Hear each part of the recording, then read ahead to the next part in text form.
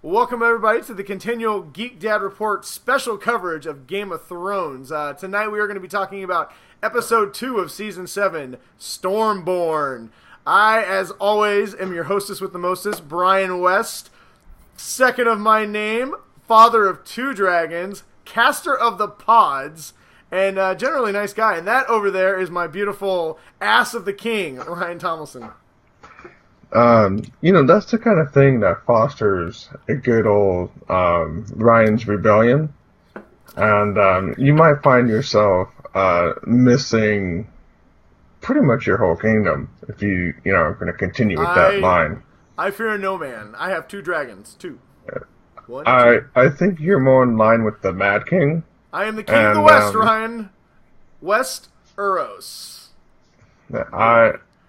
I think I'm going to have to pull just a little bit of stuff in the shadows. So, well, you know what? I would keep an eye out. I'm not the Mad King, but I may be the Mad Awesome King. Yeah, Mad Cool maybe. Woo! All right, enough of that crap. I said, welcome to our special continual coverage of Game of Thrones. We are going to be covering all things Stormborn. Stormborn. That includes full spoilers. So, if you have not watched episode 2, we suggest that you go watch it. I mean, you don't have to. We love you to continue to watch our show, but we are going to talk everything about it, so you cannot be mad at us if you have not watched it. So you have been fairly warned.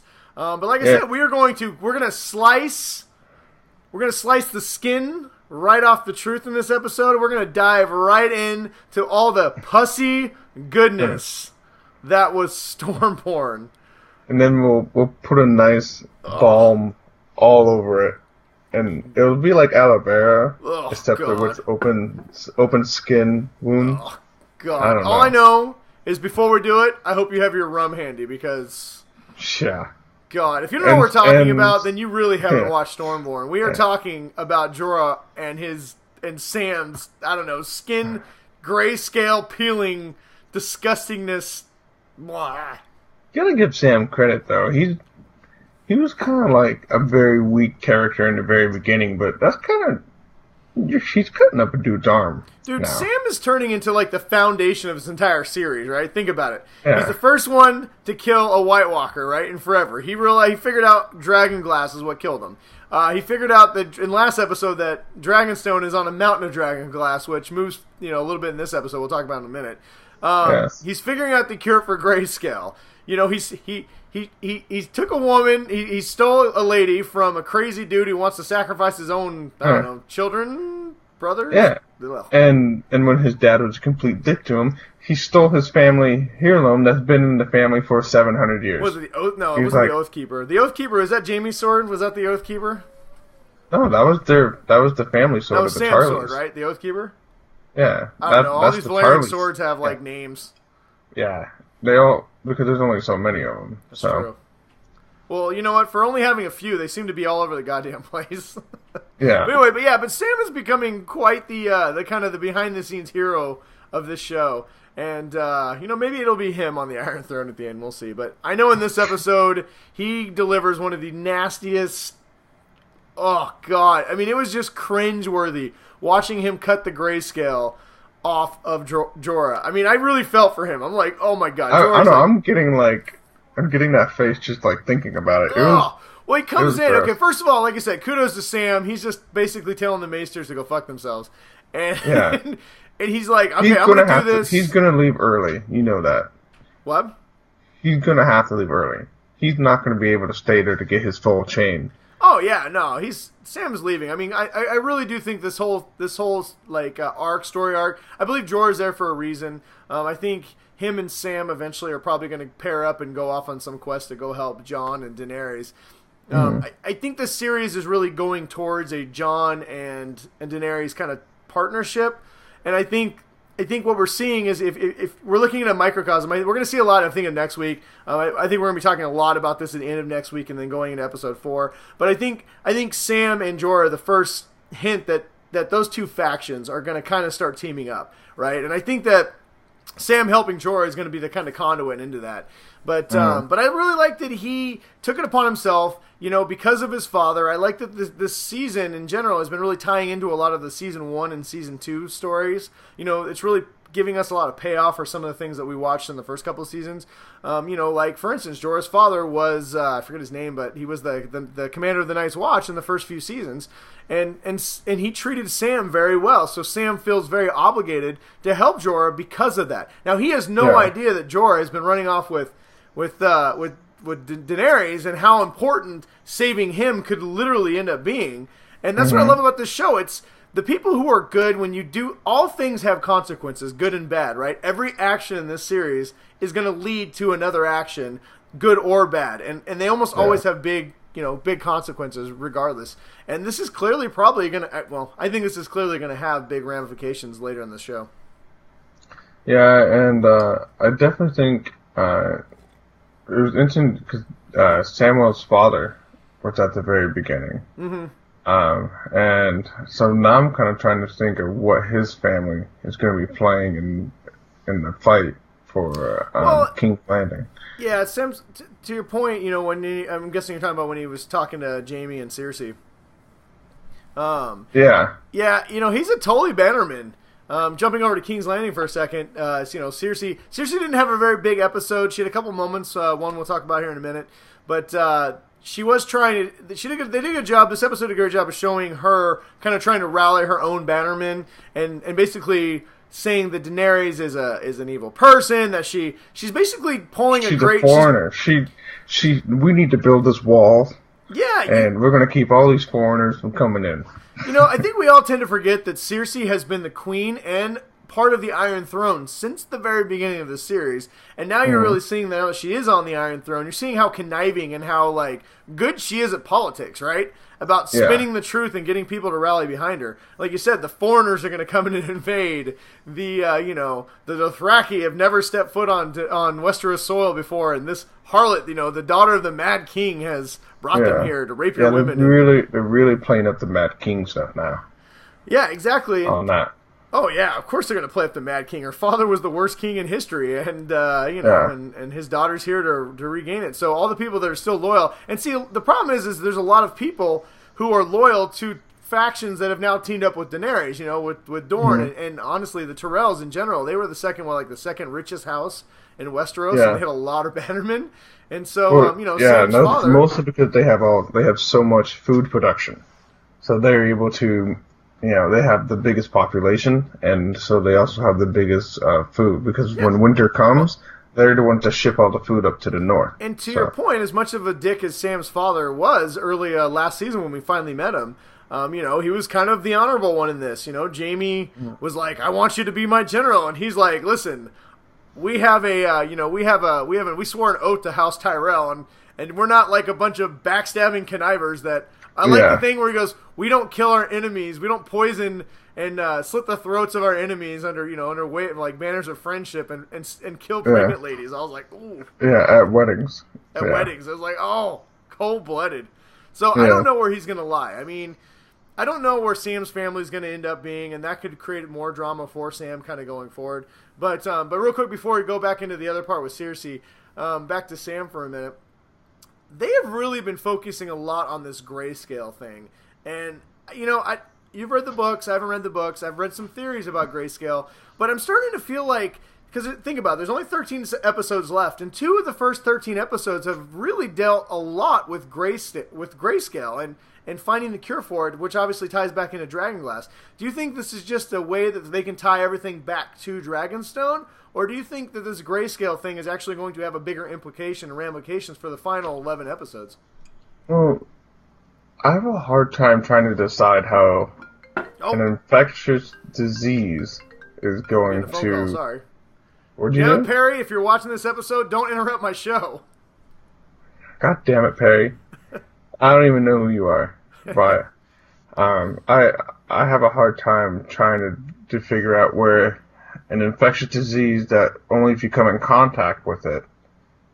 If someone with Greyscale touches you, then you get the Greyscale. I don't know if if it makes you, maybe it makes you immune to like the White Walker's touch. Like, so if a White Walker touches him on the arm, it makes it immune. Well, I was actually reading a history of Greyscale, and apparently it was a virus. There's a fucking history of Greyscale? Yeah, there's all kinds of history. So apparently the history of Greyscale is one of the old Targaryens released it upon people, or was it Targaryens? I don't know, maybe it was Valerians. It was a long time ago.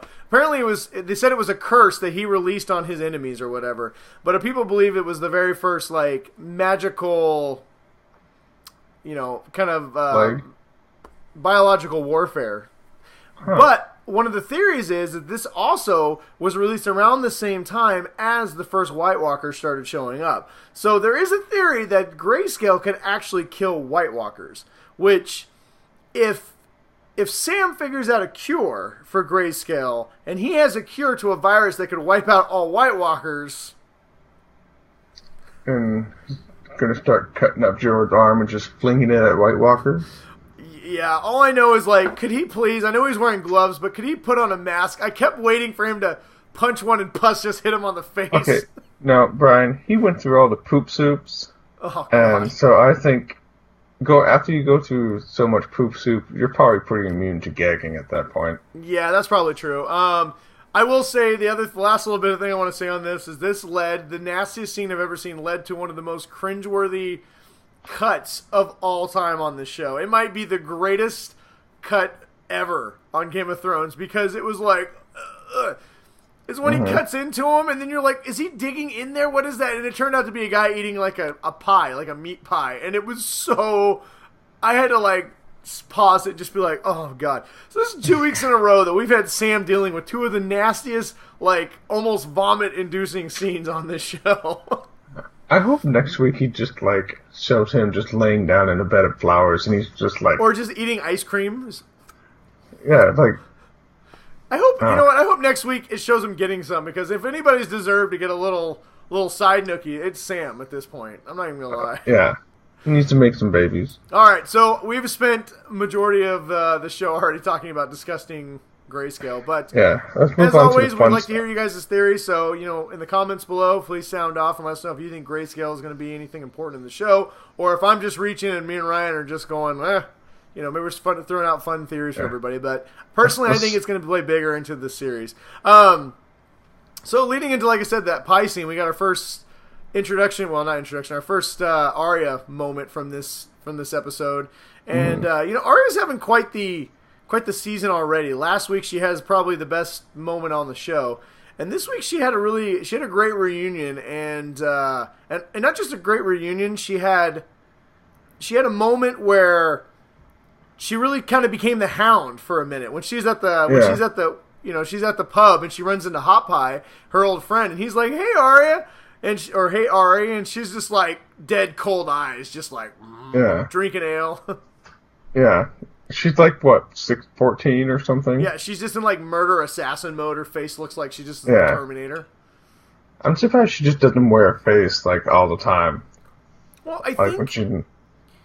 So, let's go ahead and just talk about the second scene that she was in, because I think the two really tied in together, and I think it answers some question and also raises some really big ones of what's going to happen with her character. And I honestly think that it has a little bit of foreboding doom for her in general.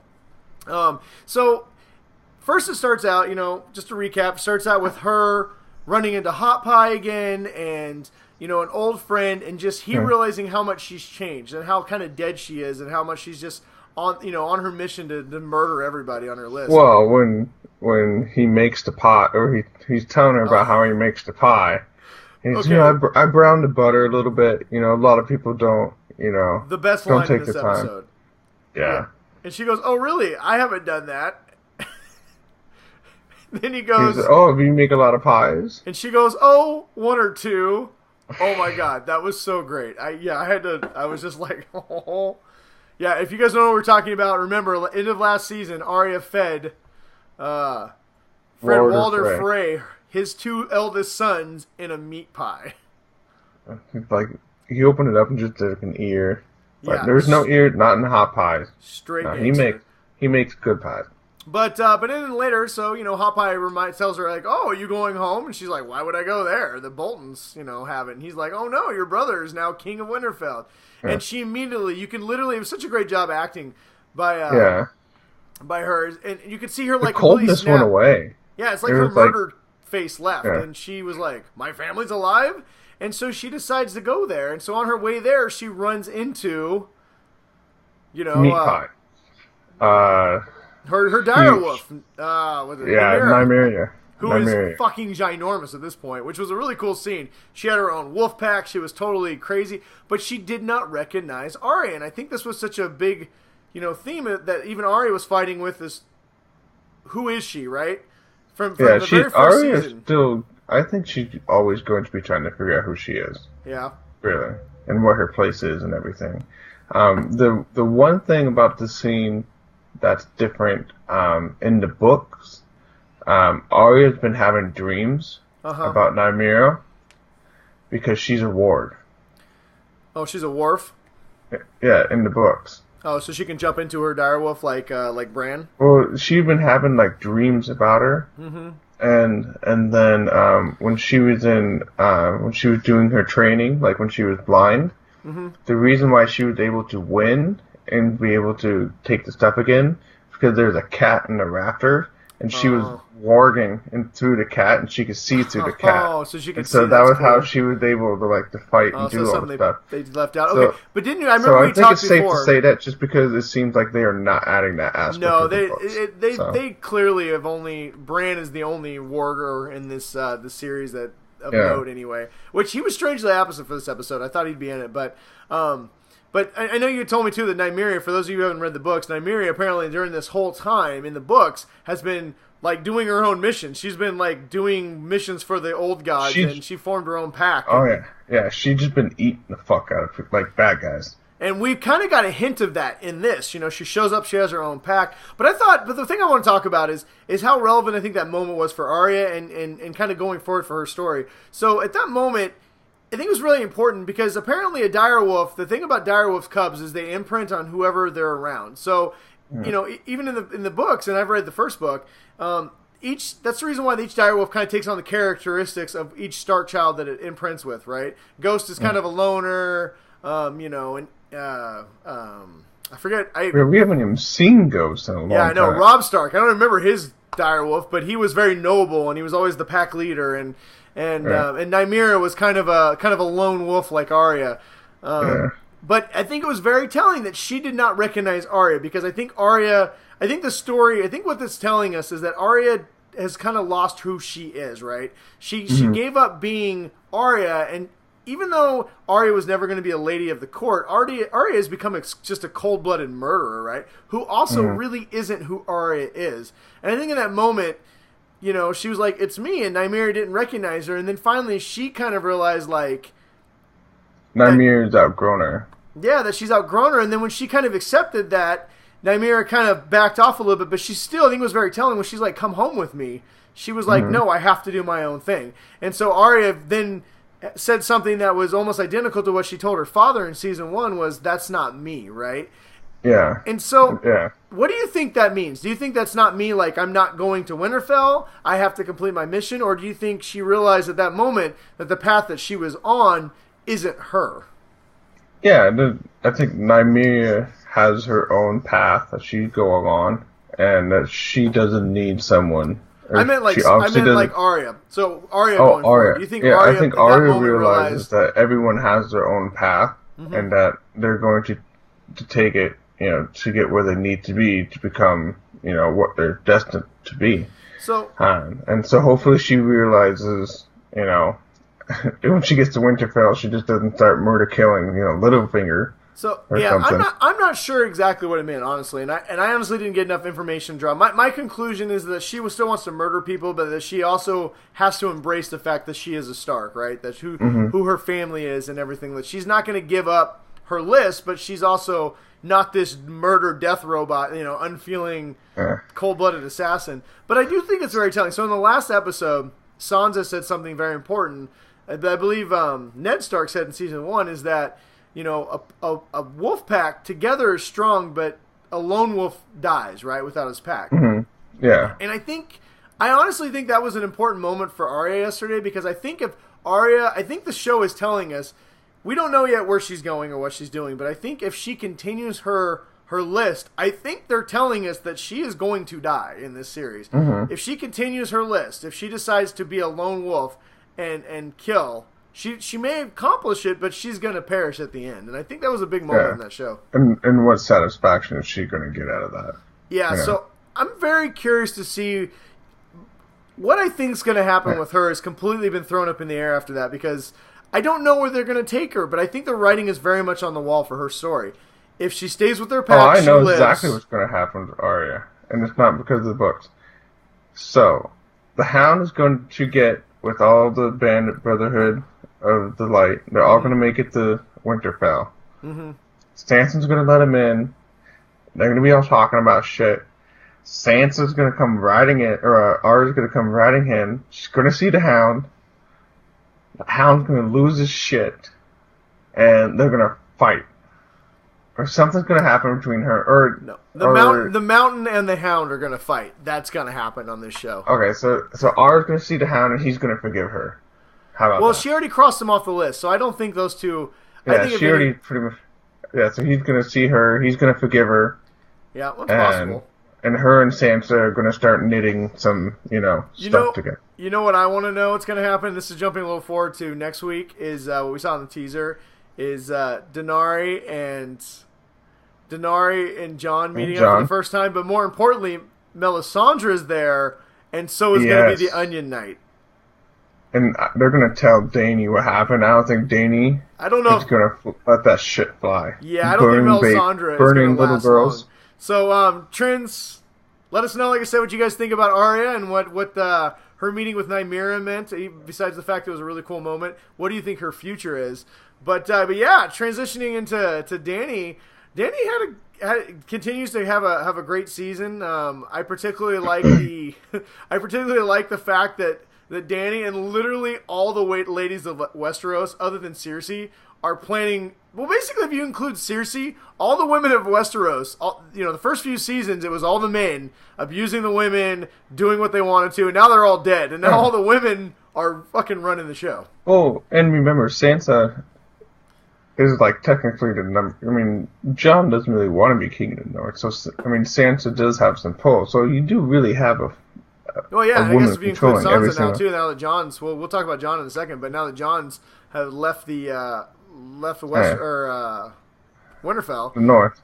Yeah. But honestly, how cool was that though? I mean, Dany had a great moment where she calls out with Varys about kind of flip-flopping and doing whatever it took to survive. And I actually liked his response. I liked how he basically came out and said, yes, I've been a traitor, I've been a snake behind the scenes, but somebody has to represent the people. And that's something that this season's actually done a pretty good job of. Last week, it showed the Lannister soldiers as being just guys, just people who have families. And this week, somebody came out and said, listen, I care about the people. All you fuckers do is fight and the people die, and somebody's got to watch out for the people. And I thought that was a really strong moment for him. Yeah, and Dany's able to say, just don't. If you're going to do something, don't do it behind my back. Just tell it to my face. Tell it to my face, or I'm going to burn you alive.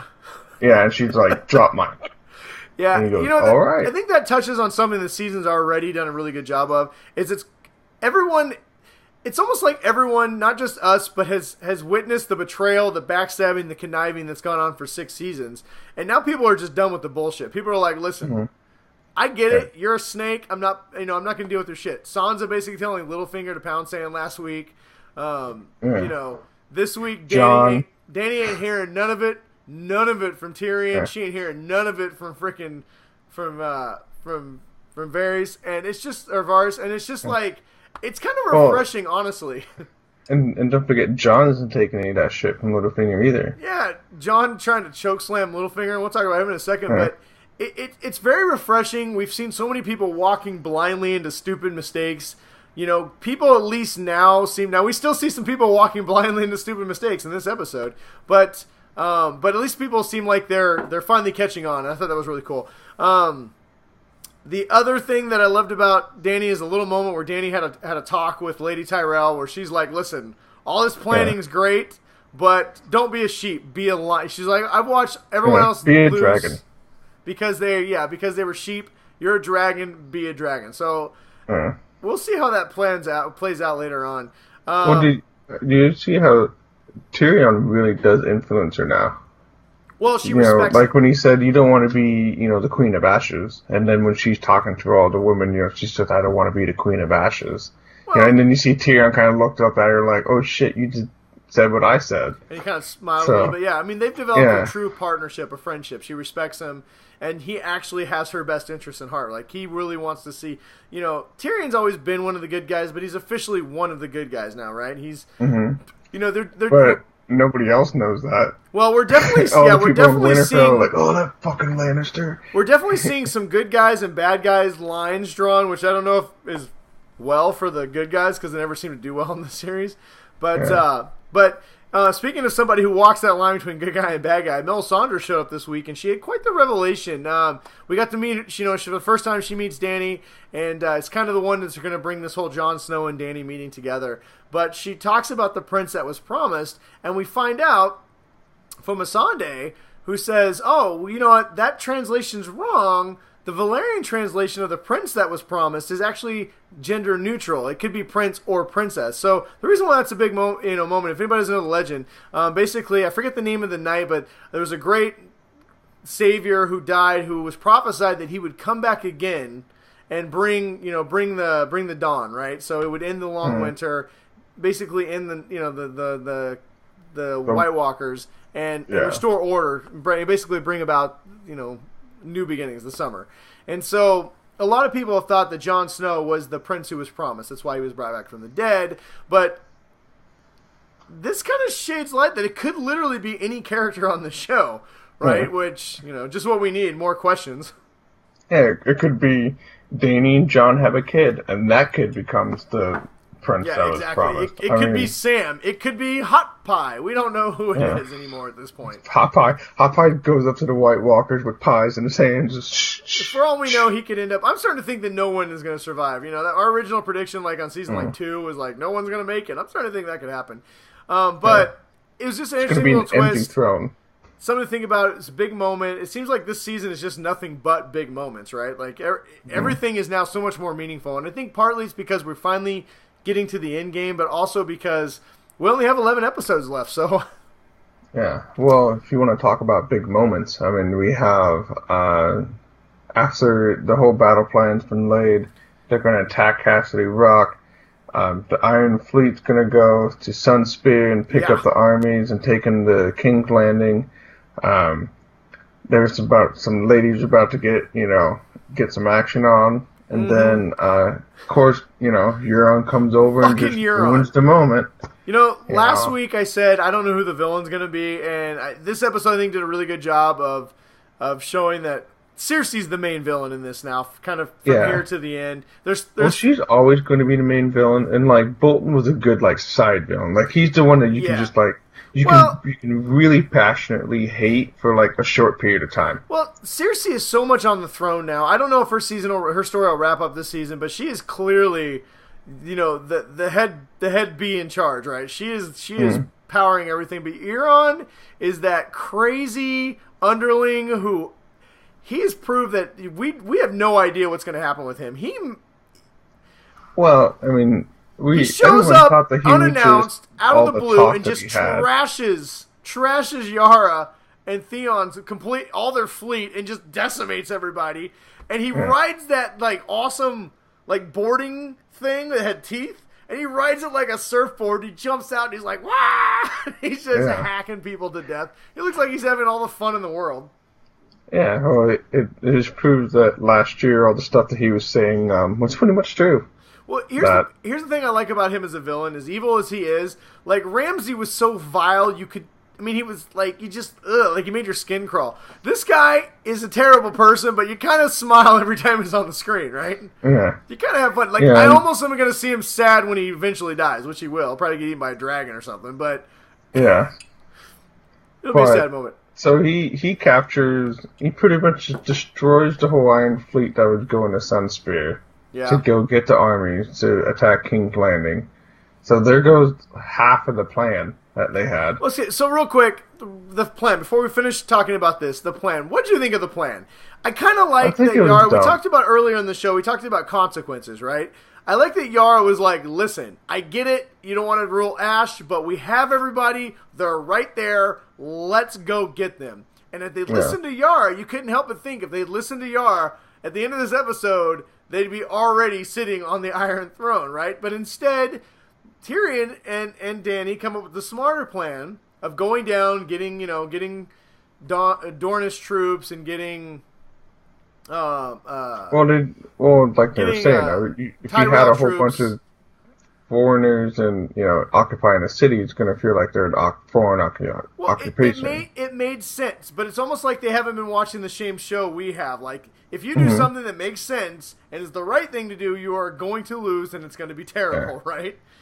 Well, I think everything is going to change when Jon gets there anyways. I think they're going to end up going to the north. Yeah. But, well, if this show has shown us anything, is that all the good intentions, like all the things that make sense, this show has a one narrative and it's moving forward, right? I mean, it's Jon, it's Daenerys, it's the White Walkers, it's Cersei and the Iron Throne. Like, it seems like everybody else is just a secondary character this part. And I think we're going to start seeing a lot of them wiped off the board, which, funny enough, Euron, when he showed up, took out 2 of the 3 sand snakes and like just or sand vipers and just like a brutal ass. And those girls have been like kicking everybody's ass. Like, nobody can even touch them, and he just kills them with their own weapons, man. Just brutally. It was awful. Like, I was kind of cringy. I was like, oh god. And then so unfortunately, he's captures I forget her name, but Ilaria, the ruler of Dorne, captures her and Yara. Those two, I feel. I'm not ready for the awful deaths that they're... Especially since Ilaria is the one who poisoned Cersei's daughter. Yeah, Cersei's not going to... Yeah. They've shown in one preview, like you see a short clip of Euron. It looks like he's in King's Landing on a horse, and there's like a whole like cheering crowd. So I'm guessing next episode he's coming back to hero. Prepare for some poor, brutal deaths to females you like on this show, because and that's what I think this show, we all forget, right? We all got caught up in Tyrion's plan, and you're like, it's going to be epic, and you knew that both the Greyjoy, different sects, had huge fleets, and you're like, we're going to get some epic, like, Black Sails type pirate battles, and it's going to... No, and this show always reminds you, every time it lulls you into thinking that you have it all figured out, in one fell swoop, in literally 15 minutes, in the dead of the night, she lost Dorne, and she lost the Greyjoys and the Iron Islands. Gone.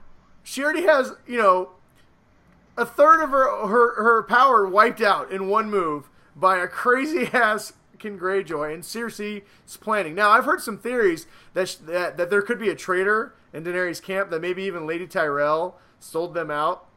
Because of how the sneak attack that Euron, like, how he knew that where to find him and to get him, ambush him. And it was like in the dead of night. Yeah. I mean, there's a few plot points that were wrong with this episode. Like, for instance, how all those sailors and all those ships, nobody was on lookout. Like...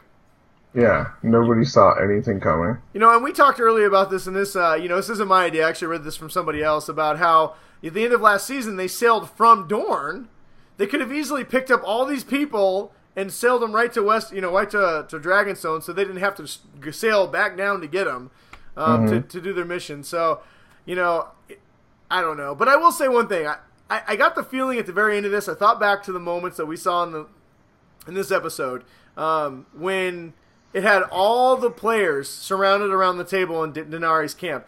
I got that feeling like you did from season 1 when all the Starks were together, and that was the last time any of them saw each other again. I got that feeling with that scene, and then I got that feeling again when Jon left Winterfell. I felt like Jon was not going to see Sansa again. Like, we didn't really talk about Jon. We're kind of running out of time here, so I don't want to spend too much time on him. I just want to say that Jon had that excellent moment where he finally said, hey, Tyrion sent him a letter that said, come down. He trusts Tyrion, which I think is a great callback. But Tyrion didn't say bend a knee in a letter. What? Remember how Dany said he needs to bend a knee? But Yeah, he Tyrion says he never needs to said bend a that. knee, but I think that's not going to quite be the case next week now that Danny suffered so many losses. But just that, he sent that letter, and then he also got the letter from Sam, and I like how he realizes, like, listen, Dragonstone is where I need to be. His sister Sansa says, no, don't go, and he's like, listen, it was the first time he really was the king of the North. Like, he's like, throughout this whole series, he's like, okay, I'll do what you guys want. This time he's like, listen, Right. I know what I'm walking into. This is a bad move, but I've got to make it. It's the only move I've got. Yeah. And then he finally leaves Sansa in charge, showing her how much he cares about her. And then he chokeslams Littlefinger, which was awesome, and says, don't touch my sister, and then leaves, which means Littlefinger's literally going to go after Sansa next episode. So I think next episode we're going to see all the living Starks reunited. I don't think so. I'm telling you. I have this sneaky... You think Bran's going to stay up at the wall? No, I feel... Here's my thing. I felt like very much in this episode like I did in hindsight, when we saw all the Starks, that this was that moment when we see all these characters together for the first time. We're not going to see these characters together again, right?